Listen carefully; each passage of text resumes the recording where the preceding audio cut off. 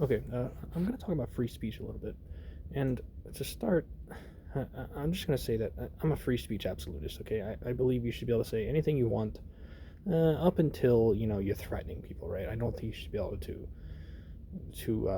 threaten people directly. But beyond that, I, I really do believe that free speech is the foundation of a functioning society.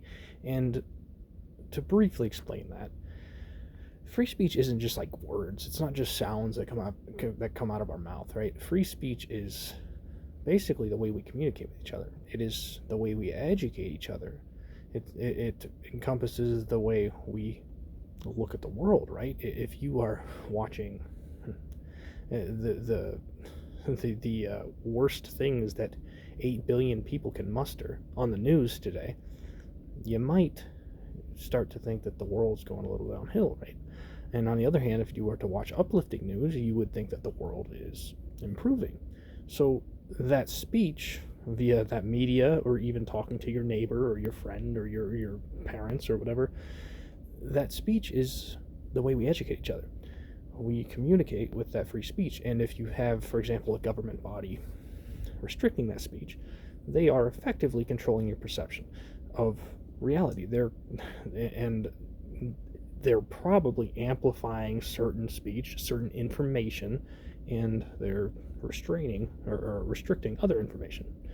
And that usually leads, as we've seen throughout all history, to authoritarian regimes. And that's no good for anybody. In the long term, those authoritarian regimes collapse, and that's why free speech is necessary for a functioning society. So, when the founding fathers, when they wrote free speech in as the First Amendment in the Constitution, they knew what they were doing. It's not an accident that it was the first one.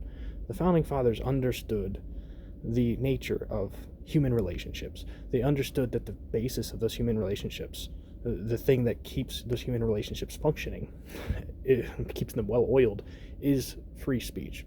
And again, that's why the First Amendment the First Amendment is free speech. But throw that aside. And I'm going to say something you might think it's a little controversial, but just because you have the ability, just because you have the right to free speech, just because you have free speech absolutism, it doesn't mean you should necessarily say anything you want. And this is kind of like a restraint on free speech. It's a self-imposed restraint on free speech, right? But I'm going to explain what I mean. I'm going to explain why it's not good to necessarily say anything you want just because you can, okay? It's not necessarily a good thing, okay? And here's why. Let's say you're in a debate with somebody, right? You provide an example. We'll say Democrats versus Republicans, or politics, right? That's probably the biggest divide we have in this country right now. There's a lot of debate going around between left and right, and oftentimes these debates will get aggressive. Okay, sometimes they're well mannered, and that's a good thing. And when they're not well mannered, that is, in my mind, objectively a bad thing. And the reason for that is because when those debates become aggressive, when people get aggressive at each other, what do? Well, they start using ad hominems, right? They start criticizing the other person. They start attacking the other person rather than their argument. And if you were to do this on a formal debate stage, you would be laughed off the stage, right? I mean, ad hominems are fallacies. We know this. If you are attacking the person instead of their argument, you're not actually, you're basically admitting that you don't have a substantive argument. You can't support your beliefs. But beyond that, what else do these ad hominems and this criticism and these, say you claim the moral high ground, you're using condescending language, you're looking down on the other person as if you are better than them in a debate. Now, what does this do to your opposition? Well, if we think about this again, if you're attacking the person and you're not attacking their beliefs, what you're really doing is you're attacking their ego. Okay, everyone has an ego, and when you attack someone's ego, you basically they're going to get defensive every single time. Most people are going to get defensive, and if people don't get defensive, it's because, frankly, they're just cooler headed than you are. But when you attack someone's ego, they're not going to be more likely to come to your side. You're not going to be more likely to convince them that you are right and they are wrong. You're just going to dig your opposition further into their hole. Basically, what you're doing is you're radicalizing them even further. You are attacking the person, and what that does, again, it makes them get defensive. They're going to grab onto their beliefs, and they're going to clench them even harder. And this is a phenomenon that I feel like a lot of people don't understand when they debate people, especially online, or you see these political debates on TV, on YouTube, that are, at a protest or something, and people get aggressive, and they don't realize that aggression will never convince their opposition of anything, and most likely it will make their opposition dig deeper into their beliefs. And if you don't believe me, then I'm just going to ask you a question. Ask yourself this question: have you ever changed someone's mind by insulting them? Maybe the debate starts out, it starts out polite, and then it devolves into an aggressive, insult contest, right? What's the end result of those insults? Have you ever changed anyone's mind by insulting them? That's what I want you to ask yourself. And I'm willing to bet the answer to that question is no. And that's the point here when I say, just because you have free speech doesn't mean you should say whatever you want. Because in truth, if you are actually passionate about your beliefs, if you believe that it is beneficial or even necessary for your opposition to adopt your beliefs, then you're better off not attacking them and driving them further away from you. If you were thinking about this logically, and you actually want your opposition to come to your side, then you best lay off on the aggression, lay off on the criticism, the ad hominems, the condescending language. Don't sit on your moral high ground and look down at them as if you're a better person. Because what that condescension does, you might think, oh, I got him, right? Under your breath you're laughing like, oh, I'm right, they're wrong, right? I prove them. That's not what they're thinking. They're just digging further into their beliefs again. So instead, what do? Well, you remain cool. You cool-headed, right? And again, if you are passionate about your beliefs, you want to change your opposition's mind. And the aggression that you have is a sign that you do have passion, right? If you are getting aggressive and calling people your opposition names, it's a sign that you do have passion in your beliefs. But it's not, again, if you control that aggression, okay, and you tone it down and you turn that aggression, instead restrain the aggression, right? If you restrain that aggression and show humility, okay, and you show that you are willing to be mobile in your own beliefs, right? You're willing to have malleable beliefs, and instead of attacking them, try to find some common ground. And what that common ground will do is it will create nuance between your beliefs and their beliefs, and that will, guaranteed, it will make your opposition more likely to come to your side. Okay, now maybe you can't get them all the way to your side, right? But what that common ground does is it helps you work together better. It fills in the nuance between your opposing beliefs, which are perhaps on the ends of the spectrum. You want to fill in the middle of that spectrum. You fill in the middle of that spectrum, and you both understand each other better. And that understanding leads to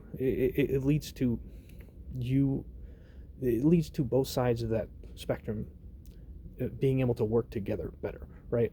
And that's what we want, okay?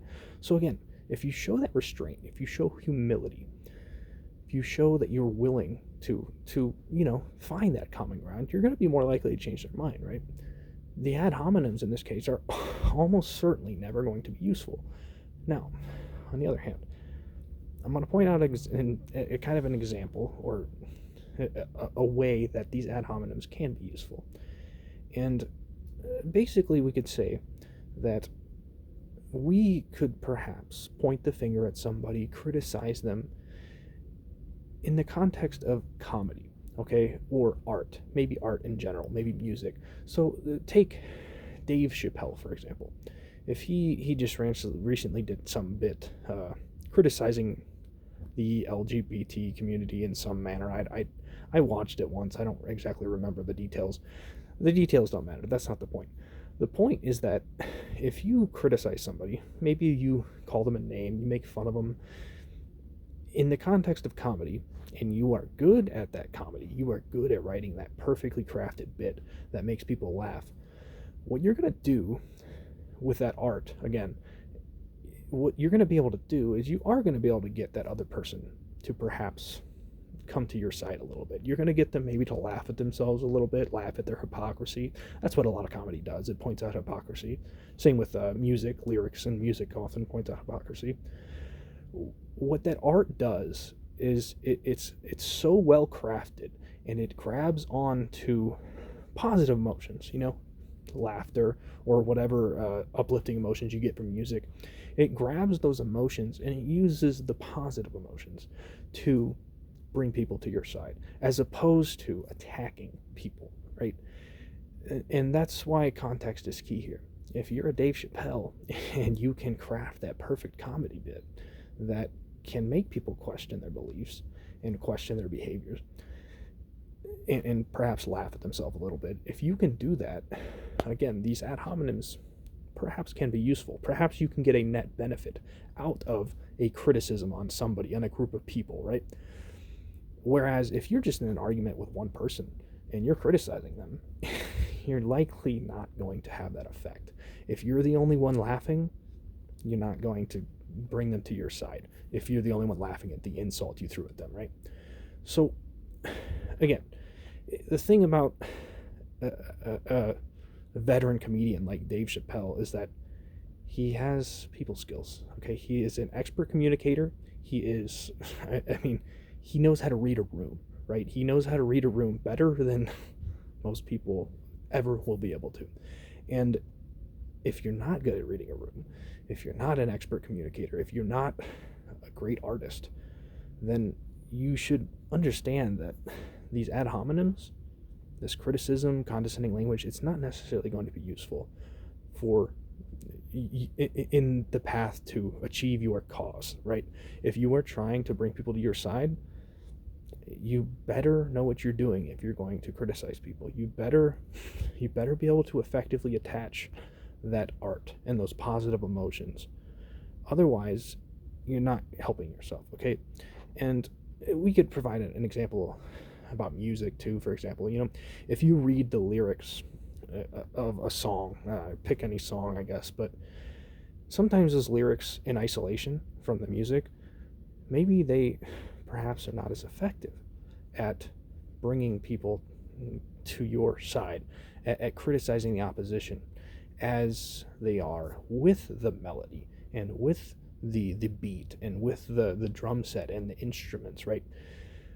That's the thing. That music, again, just like the comedy is making you laugh, that music is grabbing your emotions, okay? And when you grab the right emotions with the criticism, it can have a net benefit effect, or a net positive effect, right?